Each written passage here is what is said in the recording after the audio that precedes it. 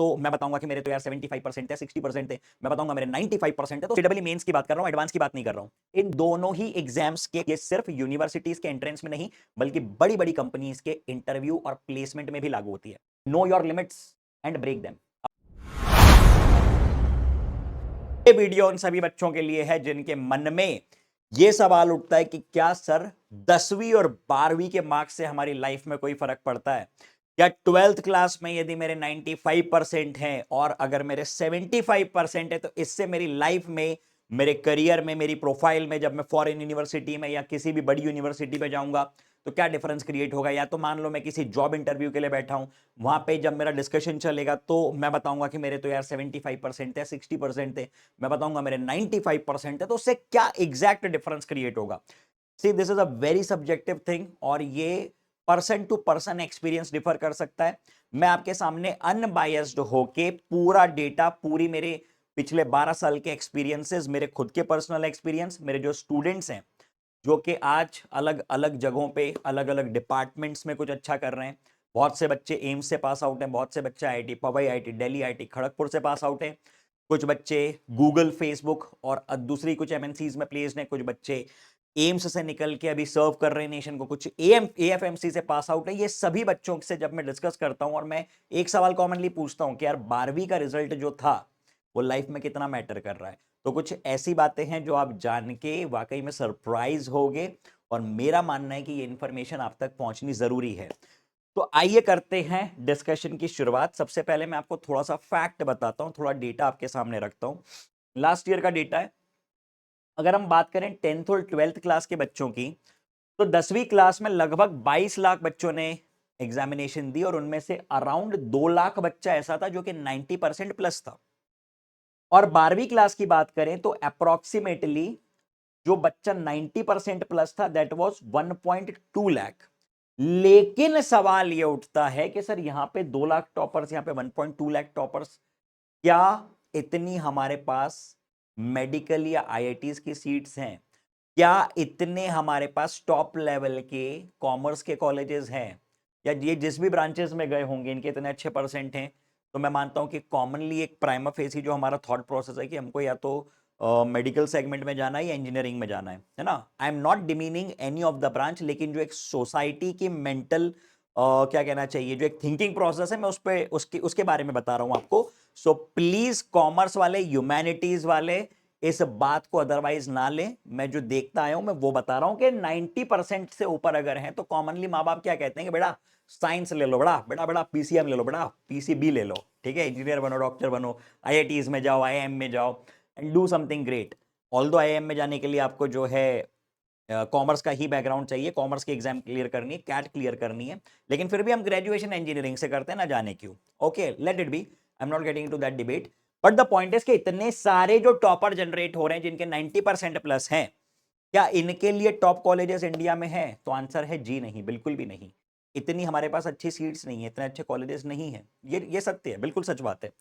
अब इसके बाद अगर हम चर्चा करें कि क्राइटेरियाज क्या है, मैंने सिर्फ मेडिकल और इंजीनियरिंग की बात करी है। कॉमर्स और दूसरे सेगमेंट्स में अगर किसी को डाउट हो तो प्लीज कमेंट सेक्शन में आप बताना, मैं उस पर सेपरेट वीडियो बनाऊंगा। आईआईटीज के क्राइटेरिया की बात करें तो बड़ा सॉर्टेड सा क्राइटेरिया है कि आप 75% से ऊपर ले आओ अगर आप जनरल कैंडिडेट हो, SC ST और PWD के लिए 65% प्लस, और एम्स का तो बहुत ही सॉर्टेड क्राइटेरिया, 60% मार्क्स चाहिए भैया, बाकी तुम्हारा पूरा नीट का स्कोर है। अब सवाल ये उठता है कि सर जब हमको इतने मार्क्स पे भी एडमिशन मिल जाएगा तो फिर क्यों हम बोर्ड के लिए इतना ध्यान दें, क्यों हम बोर्ड के लिए एक्स्ट्रा मेहनत करें, क्यों हम बोर्ड में 95% प्लस लाएं? मैं आपको एक रियलिटी चेक करवाऊंगा। सबसे पहले तो आप ये समझो कि जिस स्टूडेंट के 95 या 90 प्लस भी बोर्ड्स में हैं, तो मेरे अनुसार आप आईआईटी जेईई की बात करें, आप आईआईटी जेईई की बात करें, या तो फिर आप नीट की बात करें।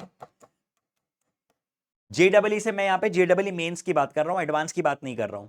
इन दोनों ही एग्जाम्स के कंटेंट में जो बच्चा 95% या 90% प्लस ला रहा है, तो आप मान के चलो कि बाय डिफॉल्ट इन दोनों ही एग्जाम्स का कंटेंट उसको ऑलमोस्ट 80% क्लियर है।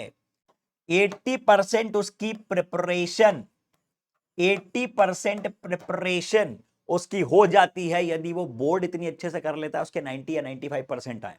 This is the first and the most important point, क्योंकि आपने देखा है कि अभी जो भी कुछ हुआ, ठीक है, नीट का आपको पता होगा कि कुछ पंगे हुए थे, एक क्वेश्चन में पंगा आया था, उसका आंसर बेसिकली कॉन्फ्लिक्ट कर रहा था। हमेशा क्या किया जाता है, एनसीईआरटी को ही फाइनल वर्डिक्ट माना जाता है, जो भी उसमें लिखा है उसको हम फाइनल मानते हैं।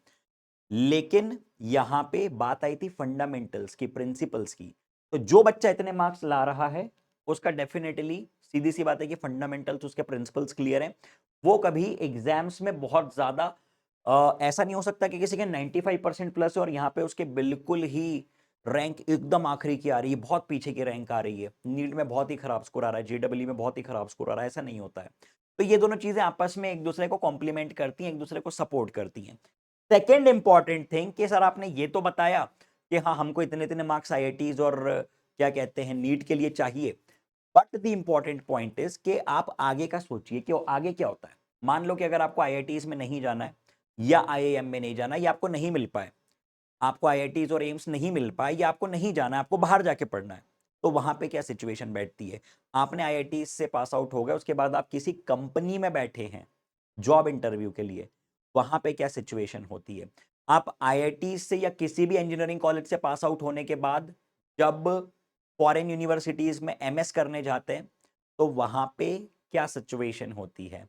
देखिए, 2 से 3 इंपॉर्टेंट बातें मैं आपको बताऊंगा। सबसे पहले, अगर आपको बाहर जाना है तो यूजी कोर्सेज यानी अंडर ग्रेजुएट कोर्सेज और पीजी कोर्सेज दोनों के ही लिए जीआरई, जीमेट और टोफल, ये कुछ एग्जामिनेशन है जिनके स्कोर कार्ड मैटर करते हैं यूनिवर्सिटी में अप्लाई करने के लिए। हर यूनिवर्सिटी का अपना एक कट ऑफ होता है, क्राइटेरिया होता है। अगर आप उसमें मैच कर रहे हो, आपका स्कोर कार्ड मैच कर रहा है, तो आप काउंसलिंग में उसको जो है अप्रोच कर सकते हो यूनिवर्सिटी को, आपके पास मेल आ जाएगा। यूनिवर्सिटी वाइज इन सबके कट ऑफ होते हैं, ठीक है। लेकिन अब मैं आपको 3-4 ऐसे पॉइंट बताने वाला हूं जिस पे आपको ध्यान देना चाहिए, और यहां से इंपॉर्टेंस क्रिएट होता है बोर्ड के रिजल्ट का। सबसे पहले और सबसे इंपॉर्टेंट बात कि आपका प्रोफाइल जो है ये पॉजिटिवली इंक्लाइंड होना चाहिए। सर इसका क्या मतलब है, मैं आपको बताता हूं। देखिए, इसका मतलब बताता हूं। आप एक प्रोफाइल समझना, प्रोफाइल नंबर 1, प्रोफाइल नंबर 1 जिसमें स्टूडेंट के 10th क्लास में जो मार्क्स थे वो थे 60, 12th क्लास में जो मार्क्स थे, ठीक है, मान लेते हैं उसने बहुत मेहनत की, वो ले आया 76 मार्क्स। फिर उसकी जो पूरा ग्रेजुएशन था, जो उसका पूरा ग्रेजुएशन था, उसमें उसका 7.8 पॉइंटर, जो कि मतलब 78% ऐसा कुछ मेंटेन्ड था। तो ये जो प्रोफाइल है ना, ये कहलाती है positively inclined profile. This is positively inclined profile. और वहीं अगर मैं एक दूसरी प्रोफाइल की बात करूं, अगर हम एक दूसरी प्रोफाइल की बात करें, प्रोफाइल नंबर 2 की बात करें, प्रोफाइल नंबर 2 में बच्चे के 10th क्लास में मार्क्स है, मैं सिर्फ मार्क्स लिख रहा हूं, 10th क्लास में मार्क्स है 90, सेकेंड में मार्क्स आ गए 80, और फिर ग्रेजुएशन में उसका 80 या तो 7.8 या ऐसा कुछ मेंटेन्ड है। अब आप ये समझना कि यहाँ पे दोनों के 7.8 है। Try to understand this point, this is a very interesting point, और ये आपको कोई नहीं बताएगा। 7.8 दोनों स्टूडेंट्स के हैं, लेकिन इसकी प्रोफाइल जब कभी भी स्क्रूटिनी में जाएगी, कोई भी बड़ी यूनिवर्सिटी इसकी प्रोफाइल मांगेगी, बैकग्राउंड चेक करते हैं। किसी भी फॉरेन यूनिवर्सिटी में जाओ, वो बैकग्राउंड चेक करते हैं आपका। तो ये नेगेटिवली इंक्लाइंड प्रोफाइल कहलाएगी। This profile would be called negatively inclined profile. और सीधी सी बात है कि प्रेफरेंसेस ज्यादा किसको मिलेंगे, प्रेफरेंसेस ज्यादा ऊपर वाले को मिलेंगे। इस प्रोफाइल पे कोई भी एग्जामिनर, कोई भी इंटरव्यूअर ज्यादा रिलाय करेगा, उसके अनुसार इस बच्चे ने, इस स्टूडेंट ने मेहनत करके अपना प्रोफाइल सुधारा है, और इस स्टूडेंट ने कुछ कारणवश अपने प्रोफाइल पे उतना ध्यान नहीं दिया जितना इसको देना चाहिए था, क्योंकि पहले ये बहुत बढ़िया था, फिर इसके बाद इसका प्रोफाइल गड़बड़ हुआ। अब इनकी इनकी खामियाजे आपको कहाँ देखने को मिलेंगे, इनके द्वारा जो रिपरकर्शंस होंगे, आउटकम्स होंगे, वो आपको कहाँ फेस करनी पड़ेंगी।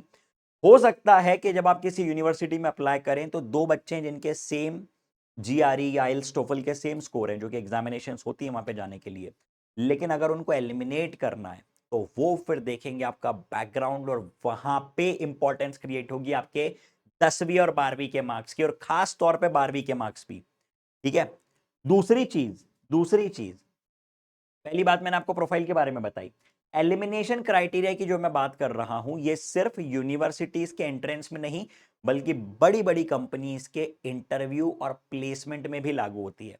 आप एक बात बताओ कि अगर आप कोई भी बच्चा, मैं मानता हूं कि जो इतनी अच्छी कॉलेजेस में यूनिवर्सिटी में जाता है तो उसका एक ही थॉट प्रोसेस होता है कि मुझे या तो हायर स्टडीज के लिए कोई और बड़ी यूनिवर्सिटी मिले, जैसे कुछ लोगों का होता है उनको पढ़ना ही होता है तो वो कॉलेज जाते हैं, कॉलेज के बाद ग्रेजुएशन, ग्रेजुएशन के बाद मास्टर्स, मास्टर्स के बाद पीएचडी, फिर डॉक्टरेट करते रहते हैं। कुछ का बहुत सिंपल फंडा रहता है कि भाई मुझे पढ़ना है और पढ़ने के बाद मुझे इस पर्टिकुलर एज में एक जॉब चाहिए, एक रिस्पेक्टेड वेल अर्निंग जॉब चाहिए, और उसके लिए आपको क्रैक करना पड़ता है इंटरव्यू। और इंटरव्यू में मान लीजिए कि 5 बच्चे सामने बैठे हैं, पांचों के सेम मार्क्स हैं, पांचों के सेम कैलिबर हैं, अगर मुझे एलिमिनेट करना है तो किस बेसिस पे करूंगा? ये तो नहीं कह सकता ना कि भाई तू अच्छा दिख रहा है तू आजा, नहीं नहीं नहीं ये इतना अच्छा नहीं दिख रहा है इसको भेज दो। वहां पे आपके प्रोफाइल चेक होते हैं, वहां पे आपके ये सारा डेटा चेक होता है, आपकी एज भी एक क्राइटेरिया होता है। तो इसलिए लाइफ में किसी भी मोमेंट पे आप फॉर ग्रांटेड मत लिया करो। आप किसी भी चीज को फॉर ग्रांटेड लेके नहीं चल सकते कि अरे इससे क्या ही फर्क पड़ रहा है, 12वीं से क्या फर्क पड़ रहा है, 10वीं से क्या फर्क पड़ रहा है, कहां फर्क पड़ेगा, यू नेवर नो।